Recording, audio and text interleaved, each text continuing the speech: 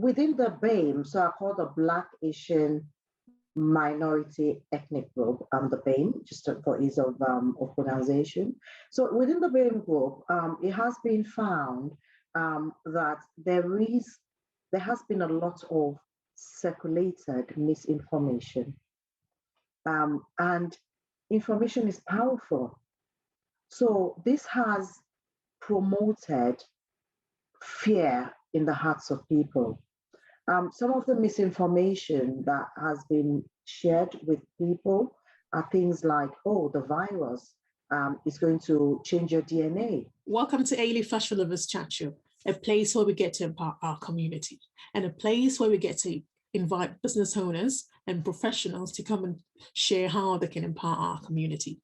In today's episode, I'll be talking about the misconception of COVID-19 and the vaccination, mainly in our Black ethnic minority community. So I'll be bringing in Dr. Dayo. She's a medical care practitioner, a GP. She'll be talking more about this very topic for more clarity. So do stay tuned to keep on watching. Also, if you haven't subscribed to our channel, do subscribe so you can get notified each time we provide any content on our platform. So stay tuned to keep on watching.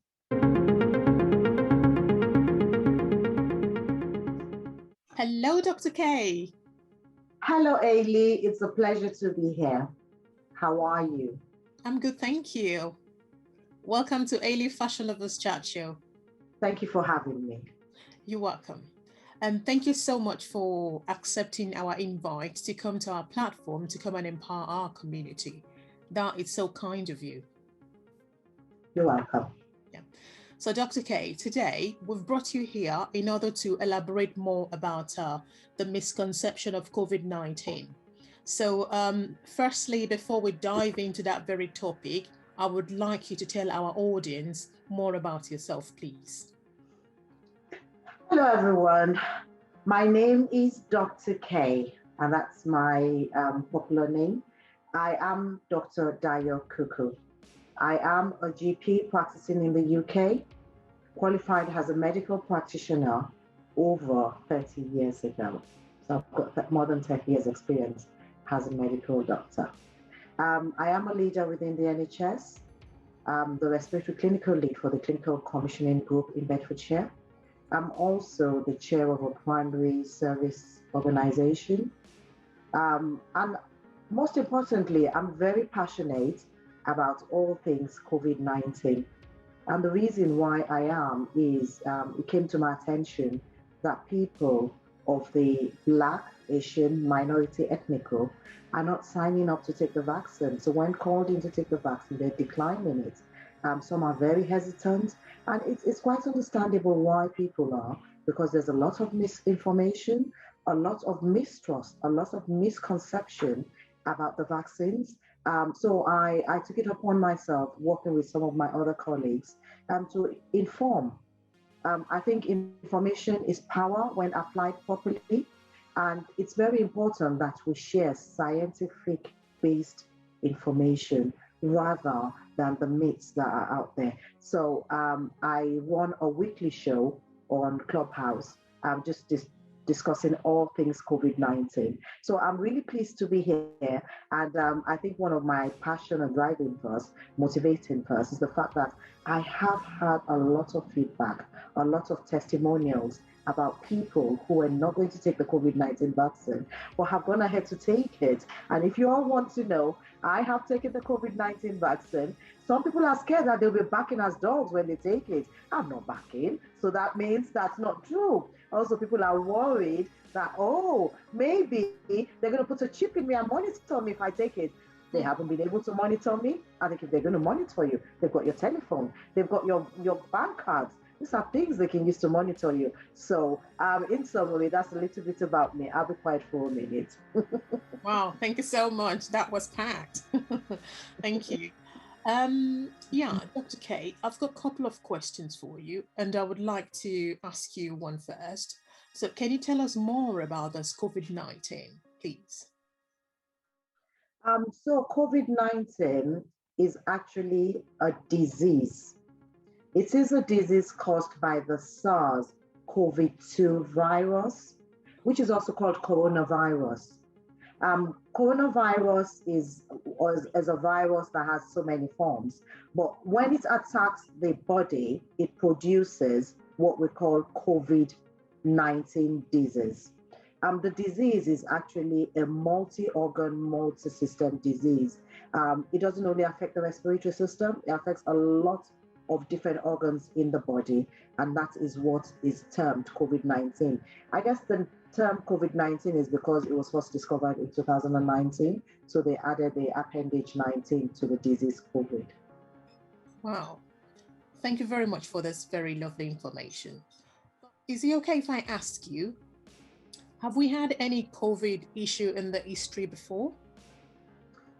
So we have had infections caused by a different form of the virus, but this is the first time we're actually having COVID disease. And we will all be aware that we're in a pandemic, and that's because the deadly virus has actually spread through the whole world. I would say it's a global disease, and different areas in the world have had to go into lockdown or into special measures just to be able to combat this disease. Wow, this is really interesting. Do you know, in the Black ethnic minority, there is this stigmatization about the COVID-19. Like, there is a lot of myths out there. So how would you simply break it down to our Black ethnic minority in order for them to understand the concept behind it? Yeah, so that's a brilliant question.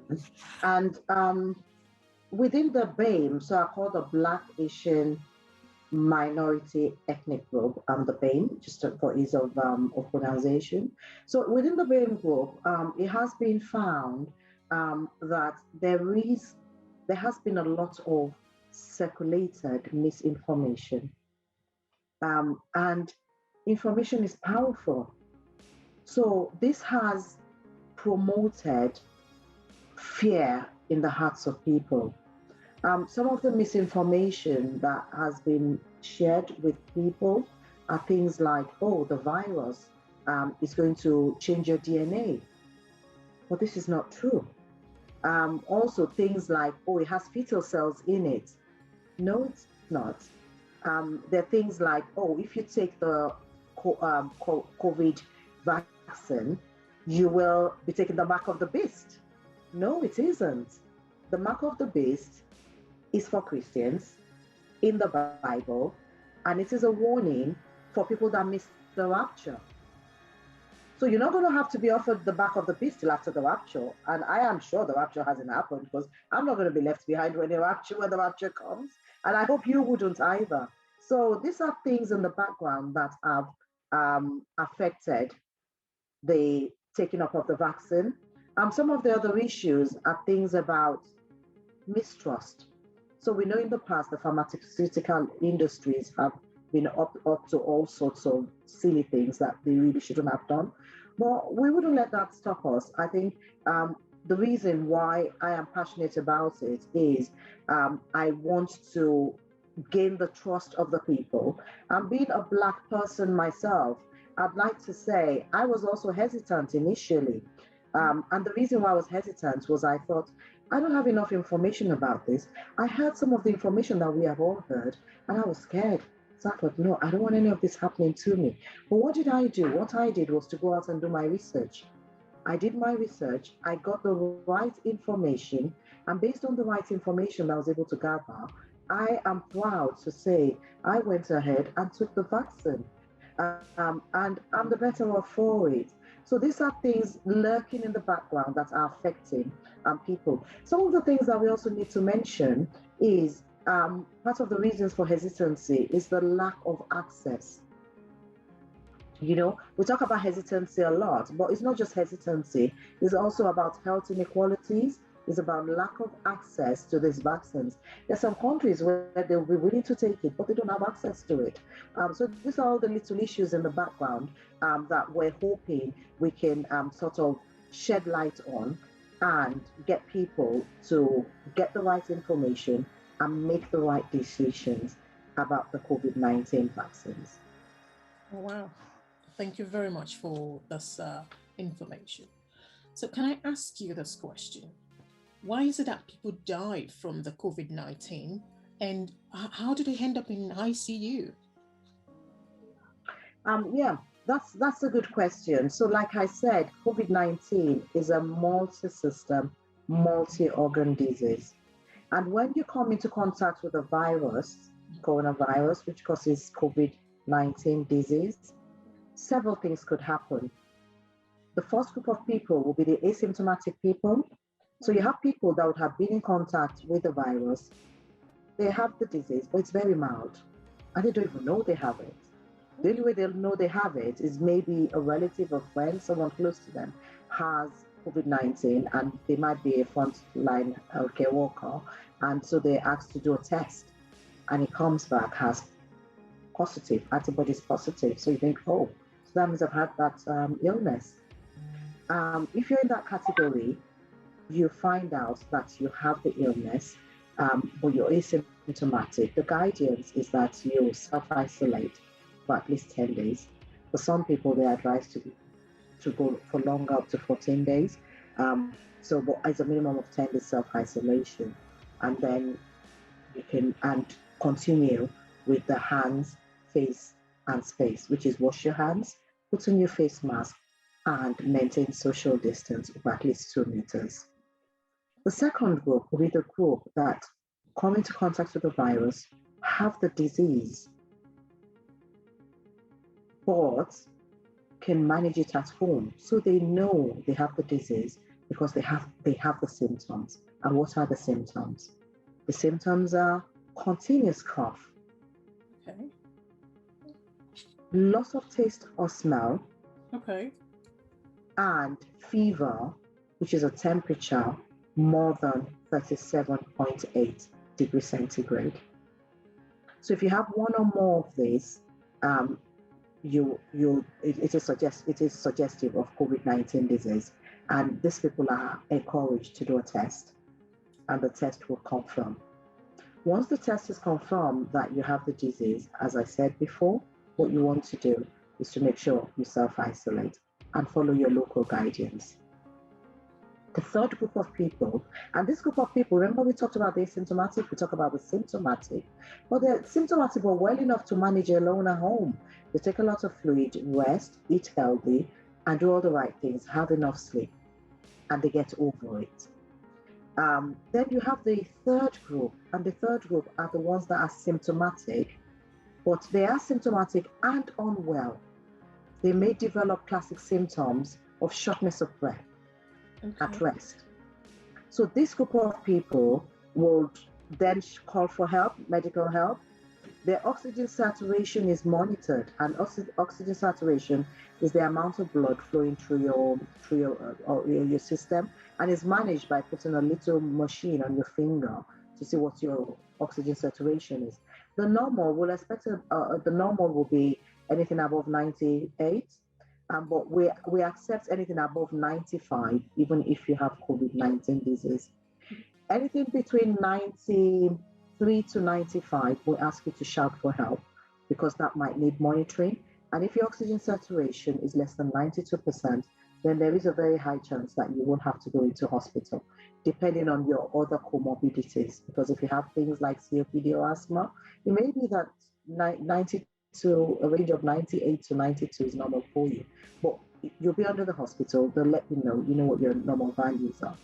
So if you have a drop in your oxygen saturation, you will have to go into hospital to be monitored and to be treated. So we're talking about the third lot of people who have to go into hospital to be treated. For these people, when they get into hospital, they receive the right treatment. Most of them will have to have a chest X-ray done because COVID-19 disease does attack the respiratory system primarily. They have a chest X-ray done. The findings will lead the physicians to administer the right treatment. For this group of people, they may end up in hospital, but they may not need admission. So they're probably, the findings on the chest X-ray is noted, they're given a little bit of oxygen, and they can be treated at home. So they're sent home with antibiotics and necessary medication. Okay. The fourth group of people will be the group of people that go into hospital, but then are unwell enough to be admitted. Okay. And so they cannot go home because they probably have some form of multi-organ disease, or their oxygen saturation has dropped so low that they need a longer period of oxygen. And oxygen is needed because the virus attacks the respiratory system, and sometimes would make it give it a ground glass appearance, such that the oxygen is not getting into the lungs, and that's why you need oxygen. So that's the fourth group of people. The fifth group of people are people that end up in hospital and end up with multi-organ disease. Okay. They may have their heart affected. One of the things that COVID-19 disease does is it actually increases the clotting in your body. So you have a few people will end up with clot in the lungs, which could be very deadly. I have a few colleagues that have actually died from clot in the lungs. The medical term for that would be pulmonary embolism. So you've got a wide range of conditions that could happen, and that is why people end up in intensive care units, and some of them on the ventilator. Wow. For the people that end up in ICU, they obviously need intensive care, and in ICU is intensive care unit, so they need prolonged and specialist care.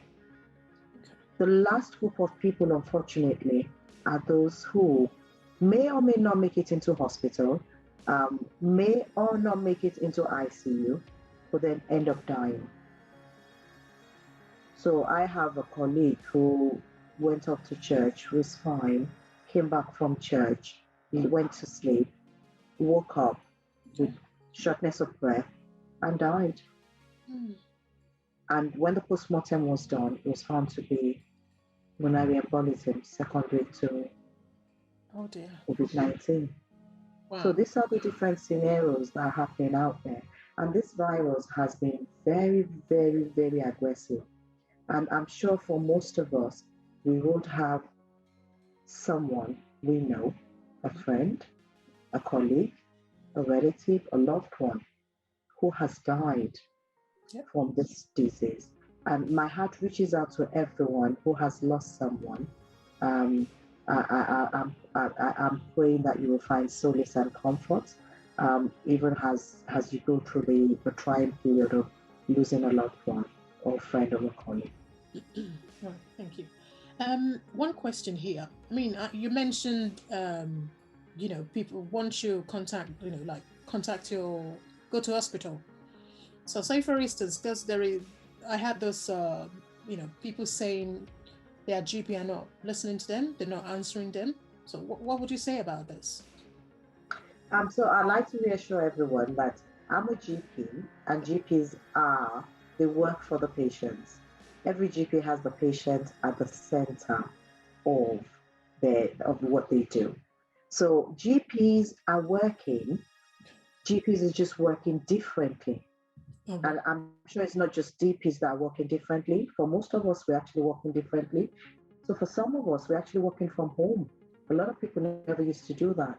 So because to minimize the spread of the COVID-19, of the coronavirus, what we have done is adapted the workforce to work in better ways. So GPs see patients, but you cannot, in the past, you could phone up, get a GP appointment and attend your appointment. That's not happening. Now, what's happening is you still phone your GP surgery. The way it works is you get a telephone call first, and the telephone call is to assess you initially.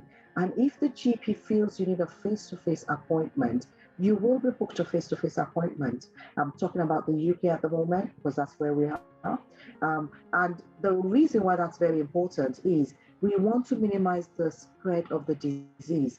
If you come in and you have COVID-19, there is a high chance that you spread it to the healthcare professional. You also spread it to other patients that come into the surgery. So it's very important to find out whether you have COVID-19 or not.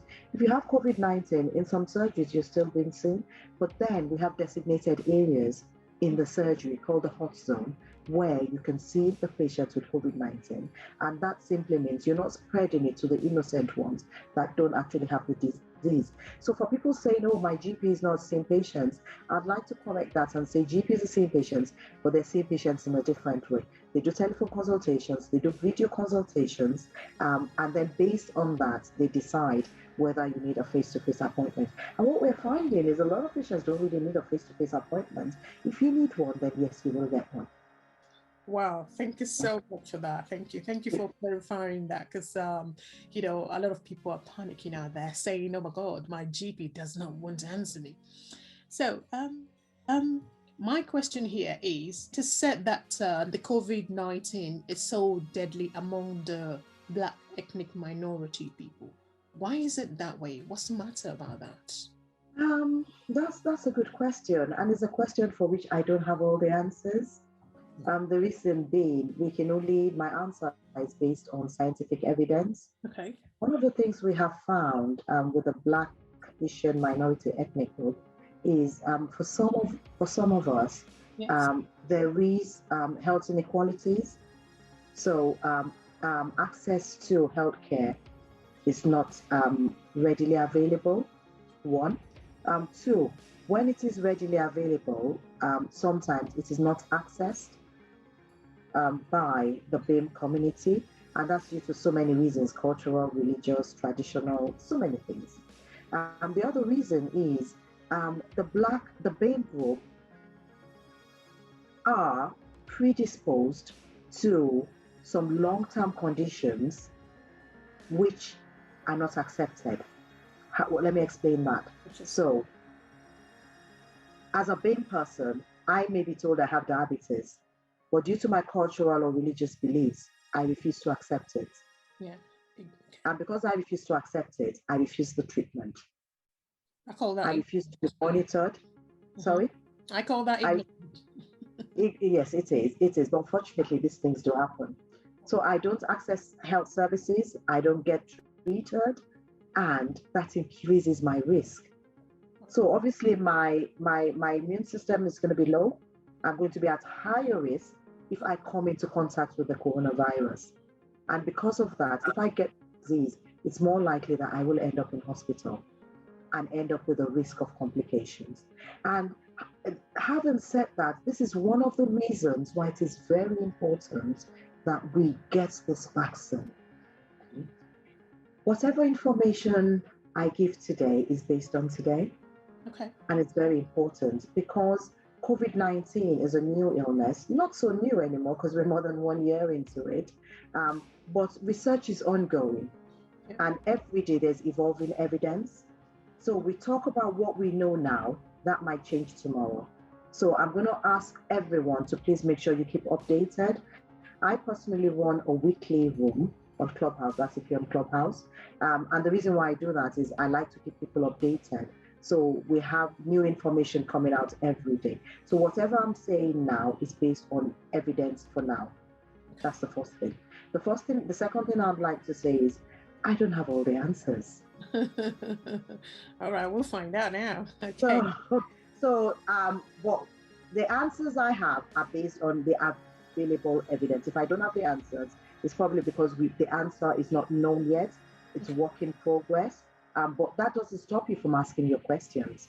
And thank you for asking these questions. And I say to everyone, if you have questions, ask your questions. And there is no silly question, at all. And if you don't ask your questions, you don't get answers. But if you ask them, you will get answers. If I don't have the answers, I'm on Instagram, DM me, and you can always get answers to your questions. Because if I don't know the answer now, I can do my research and I can get back to you.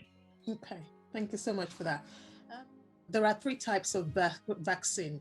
So is there any special one? Do we have a specific one that is the best or something? So yes, you are right. In the United Kingdom, there are 3 approved vaccines.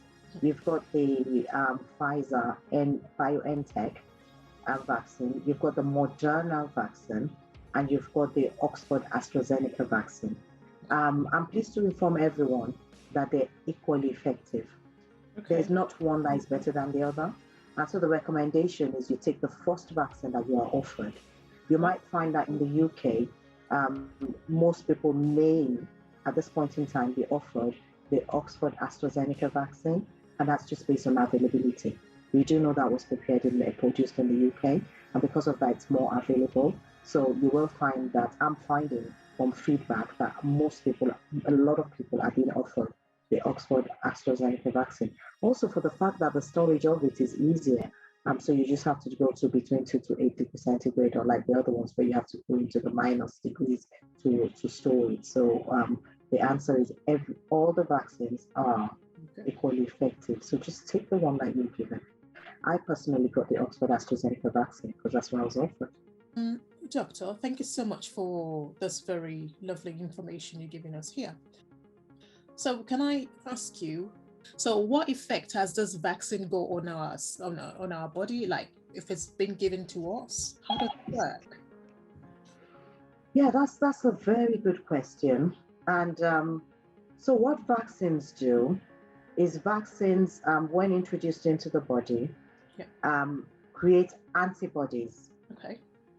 Antibodies help to protect our body against the disease. Okay. So every time you're given a vaccine, what it does is it primes your body to recognize a harmless form of the virus. Mm-hmm. So I liken it to a virus has a head and a tail. So you imagine the vaccine is introducing the tail, or even the head with the teeth taken off. Okay. So that simply means a harmless virus, sort of, I'll use that as illustration. So a harmless virus is introduced into your body. So your body recognizes the virus and builds a response to it in form of antibodies to fight it. So what happens when you get into contact with the real thing? Your body is ready to fight. So I also liken it to sending soldiers out to war, or giving them ammunition and training them to fight. You imagine that compared to sending soldiers out to war with no ammunition. Which do you think is the best? So the soldier with the ammunition are the soldiers that got the vaccine. The soldiers without the ammunition are those who say, oh, my body can fight it. Pause and think. Who do you think has the likely chance of surviving the war and coming out of it? It's obviously the soldier with the ammunition. And that's what vaccines do. They prepare your body to fight that virus in case you come in contact with it. So I want to fight the virus from an empowered position rather from a powerless position. And I hope that explains in simple terms what vaccinations do. Okay. So when you get the vaccines, that's what happens. Thank you very much for this. Regarding this vaccination, the component of it, I mean, I've got so many questions relating to it. People say probably it contains animal parts, or because culturally, some people don't like to take some medication. So what would you say about this? Does it contain any animal stuff in it? Yeah, that's a very good and commonly asked question. And what happens is, I will first of all say that the vaccine does not contain any fetal parts, doesn't contain any animal products, and there is evidence out there to say it is safe for vegans. Okay. The vaccine, so the vaccine contains simple things, some of it will contain sucrose, which is like sugar, but it's natural sugar. I wouldn't worry about sucrose because do you know that the fruits we have actually have natural sugars in it? So when you take apple, it has sugars in it. Most of the fruits we take have natural sugars. So it's something similar in the vaccine. So it's got several components, and I can direct it to the NHS website, where if you put it in there, you can actually find out what components are in there. Some of them have things like table salt. Table salt. So most of them do not have harmful. All the vaccines, none of them has um, um, um, harmful. No, none of them has fetal products or animal products. Okay. So, say for instance now, if you have a patient that is allergic to, say, maybe egg, or that has got allergy problem, so will this vaccine trigger it, or what? How would it work? So I'd like to say that's a very good question. And I'd like to say, unlike the flu vaccine, which sometimes would have egg in it, this doesn't have any of that. So it wouldn't. That's one bit to your question. The second part to your question is, if you have a history of allergies, the recommendation is that you still go ahead and have the vaccine. The reason being, allergies are common. 1 in 80,000 would have allergy to penicillin. 1 in 80 will have allergy to peanuts that we eat. And as medical professionals, we are trained and always ready to treat allergies. So if you have an allergic reaction, there's treatment for it. The recommendation is, if you have a history of allergy, go ahead, let the vaccinator know. They will ask you the question anyway. So what that means is, when you get the vaccine, and for everybody actually, when you get the vaccine, you will be observed for a minimum of 15 minutes.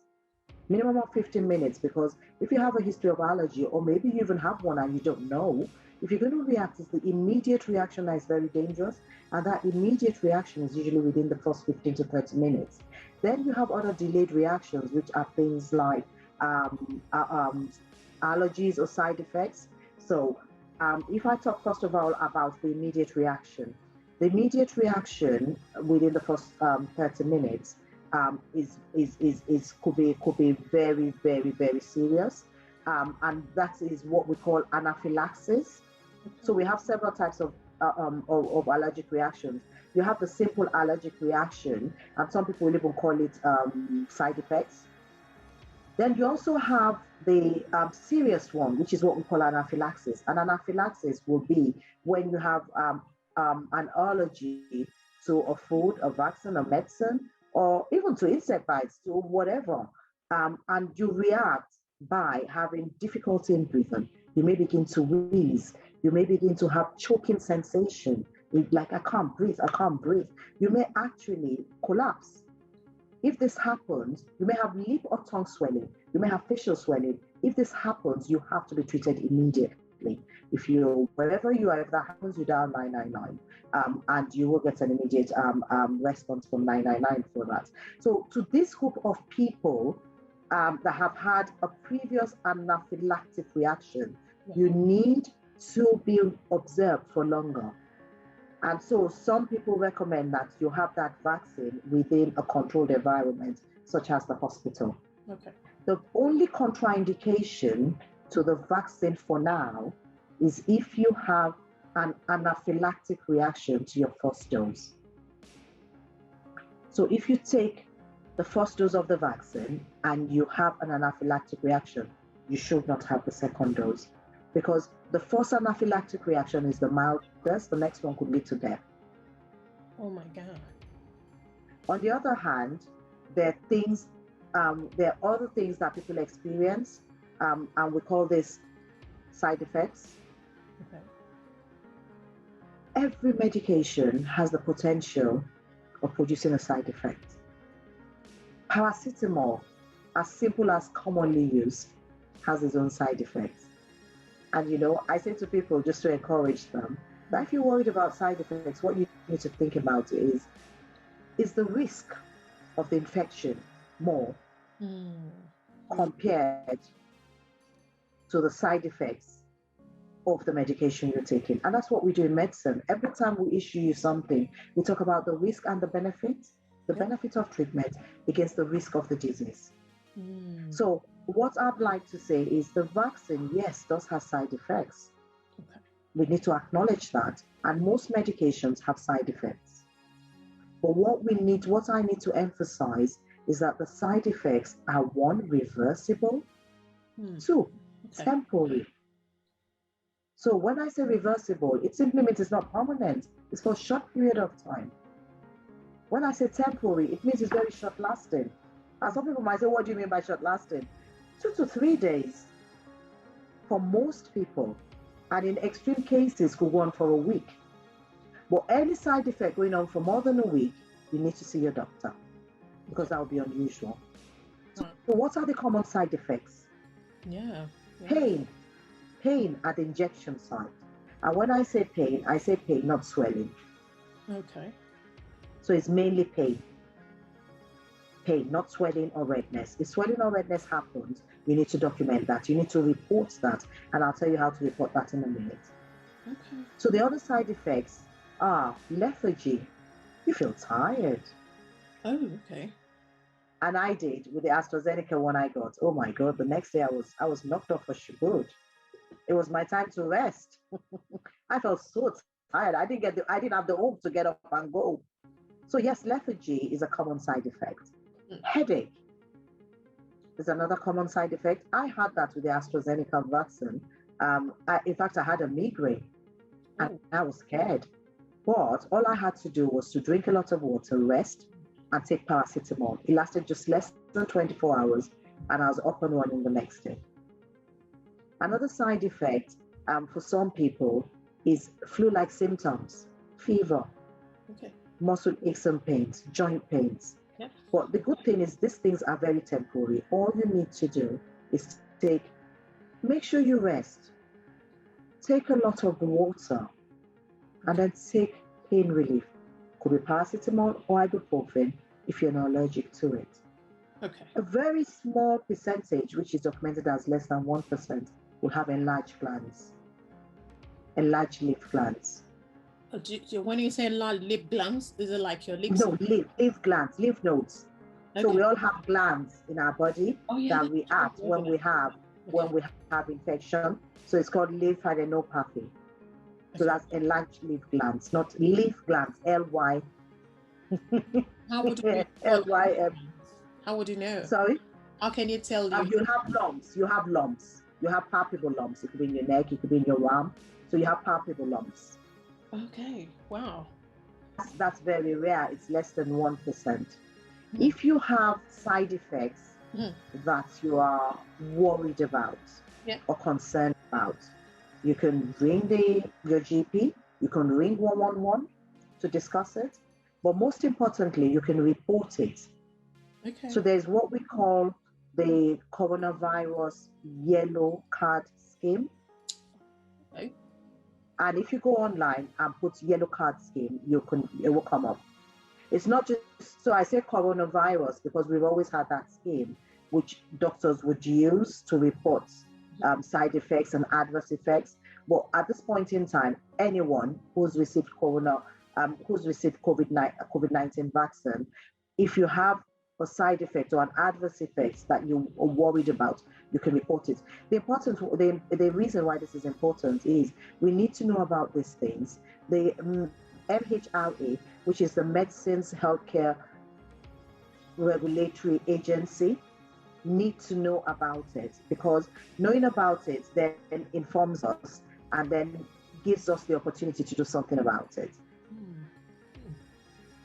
Wow, I agree with you. I do agree with you. Regarding this vaccination, how about if you're pregnant? Can you take it? Yeah, that's another good question, and it's a commonly asked question. So the guidance is, if you're pregnant, it is safe to be taken in pregnancy. Yeah, and the only thing is, it is not routinely offered to pregnant women, and that's just because they were not initially included in the studies. Okay. But there is the Royal College of Obstetricians have put guidance out there to say it is safe to be taken in pregnancy, because there have been cases of people who were pregnant, they have taken the virus and they've come to no adverse effect. The recommendation, however, is that if you are at high risk of exposure to this virus, you should discuss it with your healthcare professional, your GP, your doctor, and what the doctor will do is discuss with you the risk versus the benefits.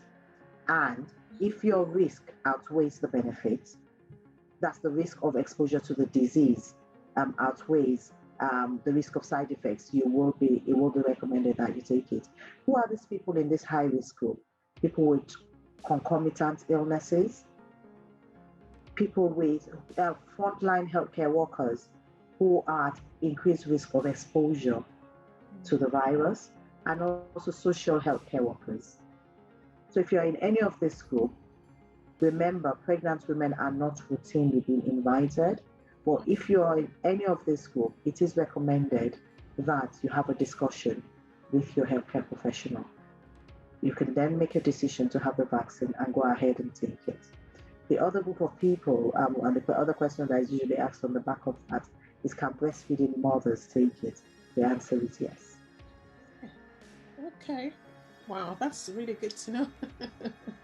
So if you are pregnant and you are in the at-risk group, please discuss with your healthcare professional and please make that informed decision about taking it. Okay. It is safe. Wow, thank you very much. Thank you. So regarding to this COVID-19, how would you say we can keep ourselves really strong, or our immune system strong, in order to, to prevent ourselves from catching it on time? Is there any methodology you would like to say to us? Yeah, that's a brilliant question, and I'll start by saying yes. Irrespective of COVID-19 or not, it's very important that we stay healthy. So what I'll recommend is, first of all, let's do the simple things first. Daily exercise. Okay. The recommendation is do at least 30 minutes. Okay. Moderate exercise 5 days a week. That's not a lot. You can do brisk walking. You can go up and down the stairs. You can go out and have a walk. You can skip if you like skipping. So there are so many ways you can do your exercise. The next thing is to make healthy diet choices. Okay. Make sure you pay attention to what you're eating. Choose healthy options.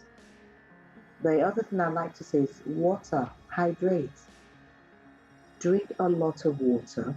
The recommendation is that you have 2 to 3 liters a day, which will be equivalent to 6 to 8 glasses of water. Sleep hygiene. Make sure you sleep, rest, shut down. And when I say rest, make sure you enjoy your sleep. Sleep, switch off. The recommendation is that you have 6 to 8 hours of sleep a day. The next thing I want to talk about is your mental health. So in lockdown, a lot of people have been affected, not just the adults, even the children. And that's because we've been locked in our homes for too long. But do you know you can turn that situation around? I believe in positivity. I believe in positive energy. So what you want to do is turn every bad situation around, attract positive vibes, attract positive energy. And the way to do that is, while you're locked down, do your best things. Read a book, play music, dance. If you like music, play music and dance. That's a form of exercise, Get on the phone, ring a friend, have a discussion. Don't be in isolation. How are you? What are you doing?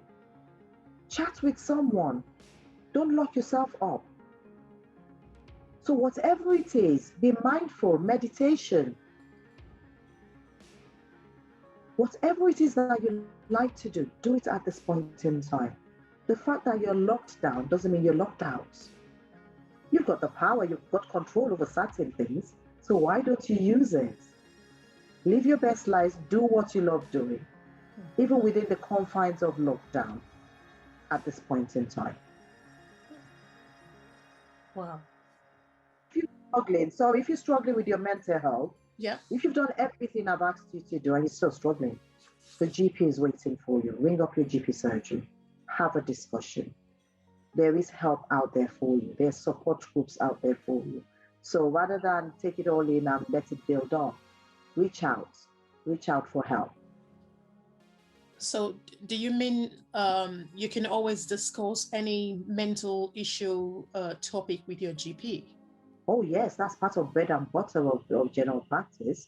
So that we're there for the patient. So if you feel distressed, if you feel anxious, if you feel depressed, if you're having a panic attack, whatever it is, ring up your GP. Yes, There is provision for mental health within general practice, and it's actually one of the bread and butter of general practice. Especially with the lockdown, we have a lot of people with the mental health issues, and there's a lot in the system available to help you. So when you discuss it with the GP, they go through the different options with you and signpost you to the appropriate service apart from treating you. It's not always about medication, but when you have a discussion with your healthcare professional, you will get the right advice tailored to your needs.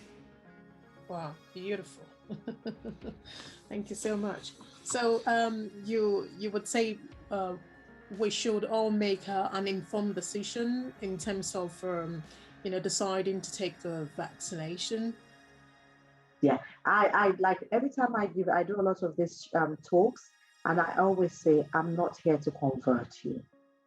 I'm here to share scientific evidence and information with you. I'm here to empower you to make that right decision for yourself. And whenever you think about taking the vaccine, I talk of two things. It's not just about you, so you think about yourself, protect yourself, but it's also your social responsibility. So we have personal responsibility and we have social responsibility. What do I mean by social responsibility? There's something called herd immunity. And that simply means the larger number of people that are immunized or vaccinated within a population, the lesser the risk of the spread of the disease, the lesser the risk of mutation. Okay. So when you're offered that vaccine, it's for yourself first, but secondly, it's for someone else. And what do I mean by for someone else? By being vaccinated, you're reducing the spread of the disease because there are a handful of people that cannot actually get the vaccine. And there are a handful of, so for example, I've talked about the people that are allergic, have an anaphylactic reaction. They love to have it, but they can't have it. So you need to be vaccinated so you can protect these people because if everyone that is eligible for vaccination takes the vaccine, the risk of spread of the disease will be reduced. So the vaccination is not just for you, it's for your loved one, it's for that your elderly nan, your elderly granddad. It's for that child that has cancer that can't have the vaccine at the moment.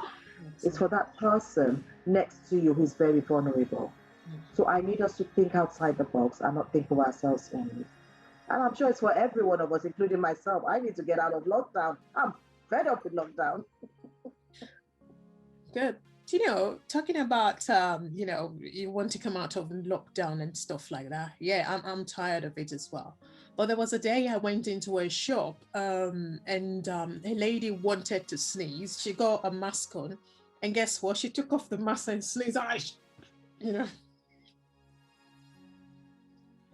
And this is why knowledge is power. So that was a lot of ignorance in there because the mask is actually to prevent the spread of what she was giving off.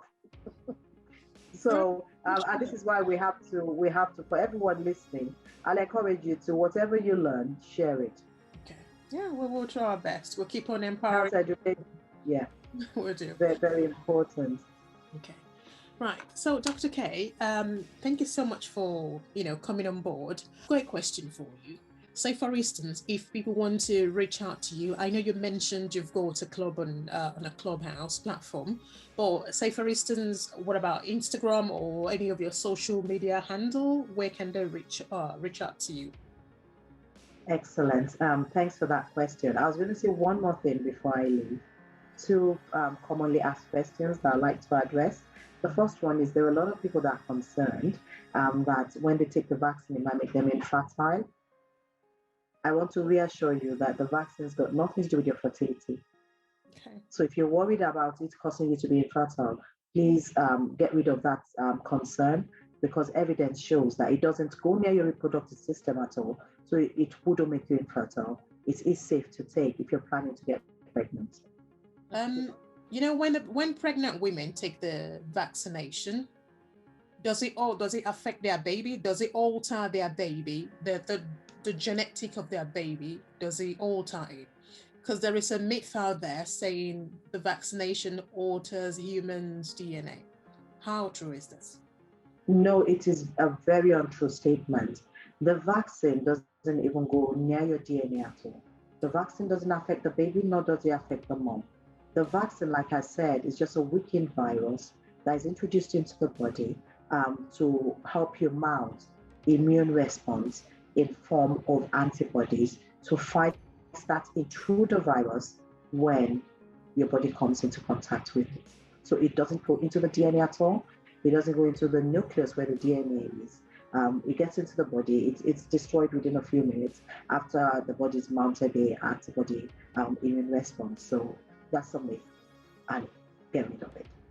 Okay. The other bit which I wanted to mention is the fact that when we have that vaccine, when we're given the vaccine, it takes 2 weeks on the average for your body to mount this adequate immune response. Okay. And the importance of that is that you need to continue to follow guidance. Even though you've had the vaccine, you must continue to wash your hands, put on your face mask, and social distance. We have had cases of people who had the first dose of the vaccine and they've immediately decided they're going to party. But that's very dangerous for several reasons. I have established the fact that the vaccine actually is not necessarily to prevent the disease. Yep. Because, like with everything, if 100 people are vaccinated, 95% after the second dose will be protected. So it's not 100%, but there's hardly anything 100% in medicine or in science. So what we're saying here is the vaccine being offered is actually to reduce the risk of complications. Okay.